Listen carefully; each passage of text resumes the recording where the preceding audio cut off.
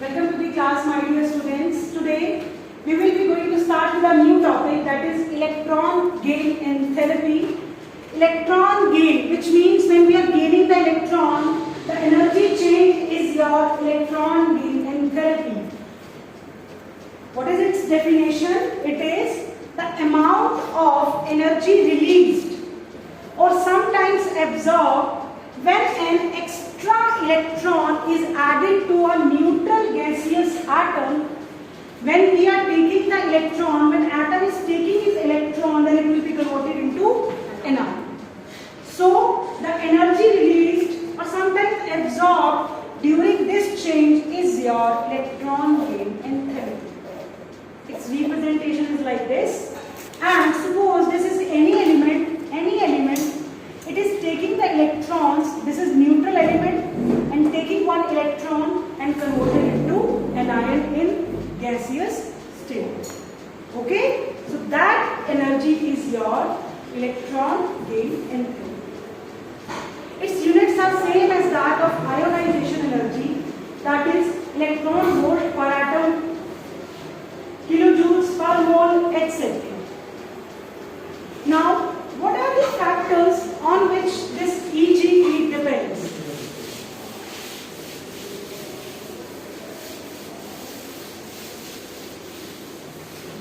Factors affecting EGE.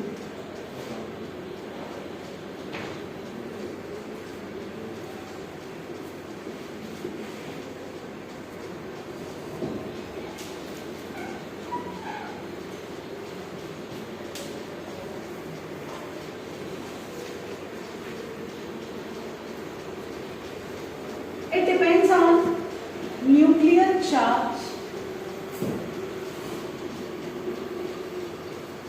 it depends on atomic size, it also depends on electronic configuration,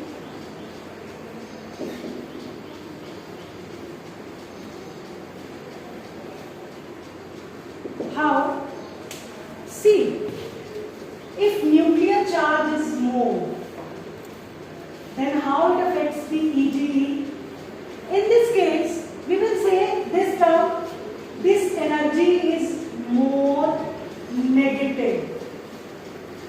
If nuclear charge is more, and in that case, if we are adding an extra electron, then more energy will be released. So for that, delta H, electron gain enthalpy is more negative. Here negative sign represents exothermic reaction.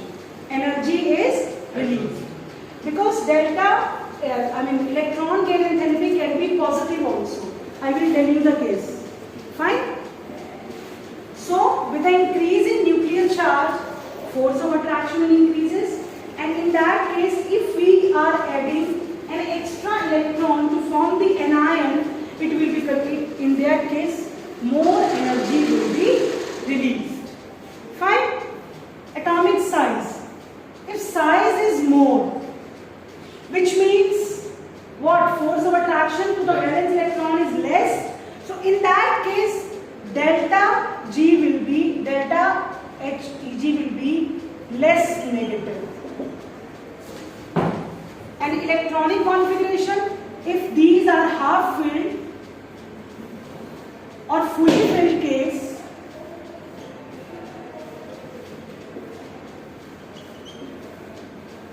then their value will be less negative or positive. How? What's going on? These are stable configuration. They do not want that, they are not in a mood to accept the electrons. So, extra energy has to be given to remove the inter-electronic repulsions. Suppose I am taking the case of nitrogen, its configuration is 1s2, 2s2, 2p3. P subshell is carrying 3 electrons and it is half-filled case. They are in a stable condition. They don't want to move to instability. So they are not allowing us to take electrons electron. So first, some energy has to be absorbed so that they can take the extra electron. Suppose you are well fed and you come to my home and I am offering you some breads and you are not in a mood to take that breads because you are well fed. So I insist you, but take it, take it, take it. I am giving my energy to you so that you can consume that bread. So similarly in this case, they are not in a mood because they are stable. They are not in a mood to accept the electron. So first we have to give some energy. And if reverse is the case, suppose you are not well fed, you are hungry, you are starved, and I am offering you one bread and you are asking, you want, ma'am, give me more, give me more. So that depends on the situation. In that case, electron gain enthalpy will be more negative, like in case of halogens. In halogens, see, group 17, fluorine, chlorine, bromine, iodine. Its configuration is 2s2, 2p5. I am not writing the inner orbitals. 3s2, 3p5, and so on. In this, only they require one electrons to convert into stable configuration. So they have the most tendency to accept the electron. They easily accept the electron converted into stable configuration and they release a lot of energy. That's why halogens have the most negative electron gain enthalpy among the periodic table. And I told you in the starting, delta Eg can be positive also. How? See the case of noble gases or inert gases. Suppose I am taking the case of neon. Neon. Atomic number 10. Configuration is what? 1s2, 2s2, 2p6. It's stable. Now if we want to add one extra electron, there is no space. So it has to generate one new shell so that it can accommodate that particular electron. So for that we have to give energy to neon so that it can accept the incoming electron, so that its delta EGH, electron gain enthalpy, is positive. Because some energy must be supplied so that they can form the new shell. Okay? So, inert gases or group 18 elements have positive EGE. Now my next topic is trend of EGE along the groups and periods. EGE is electron gain enthalpy.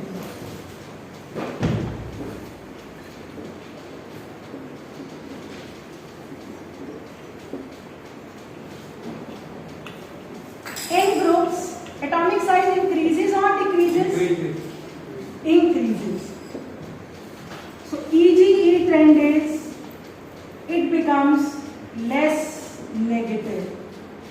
The reason is atomic size increases. Fine? Because atomic size increases. Here it becomes more negative because atomic size decreases. This is the general trend. But there are a lot of exceptions. Like first exception along the period is why noble gases have positive EGE. I already discussed the case. Because they are very stable, they are not in a mood to accept the electron.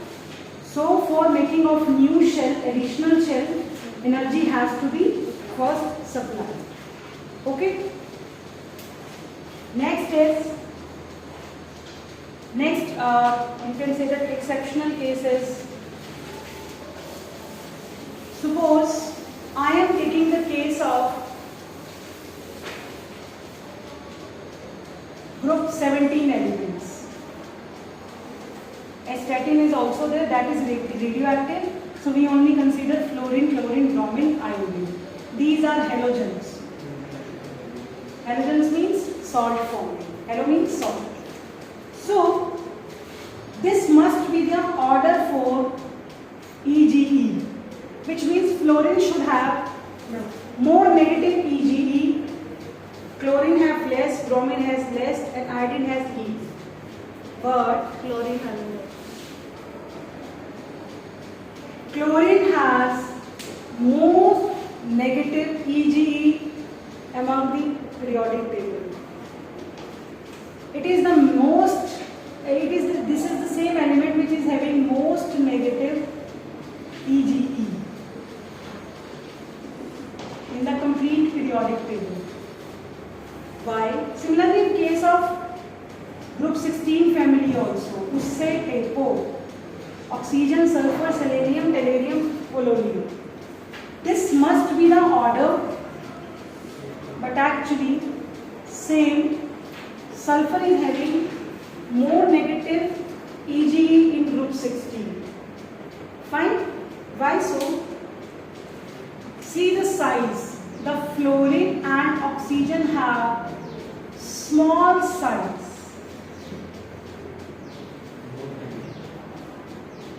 Small size, and its configuration is, suppose the configuration of fluorine is 1s2, 2s2, 2p5.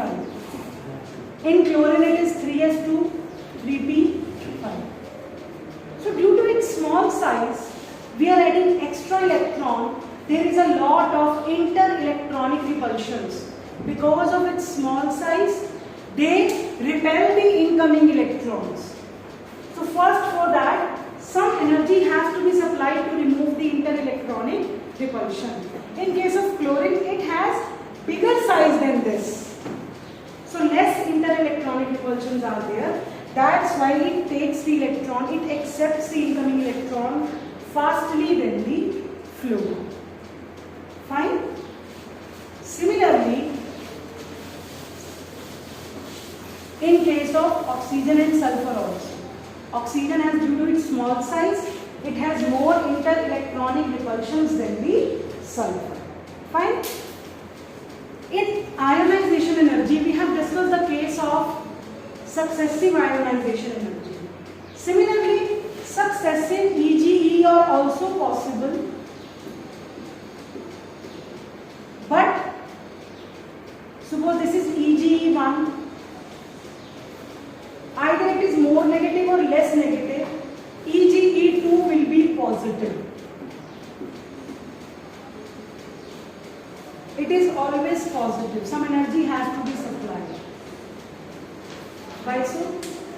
Suppose this EG1 means a particular element has accept one electron. EG2 means now it has to accept one more electron.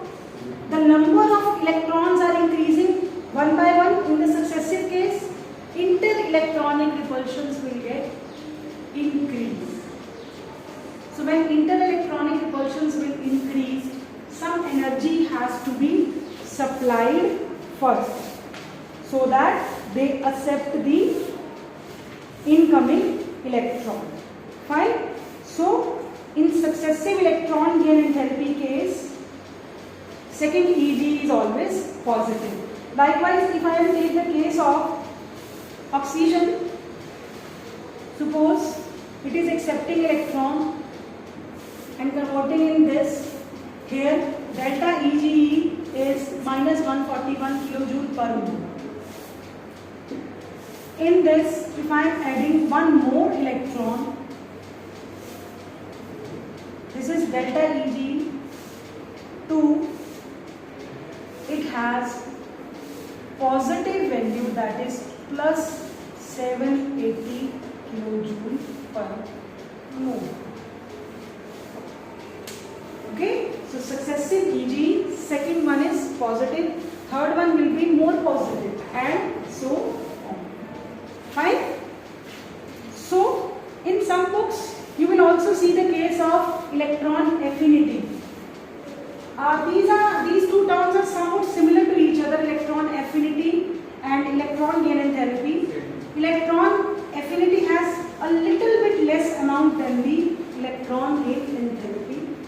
and electron affinity should be measured at absolute zero. So at other temperatures we take electron gain enthalpy. So this is the more relevant term than electron affinity.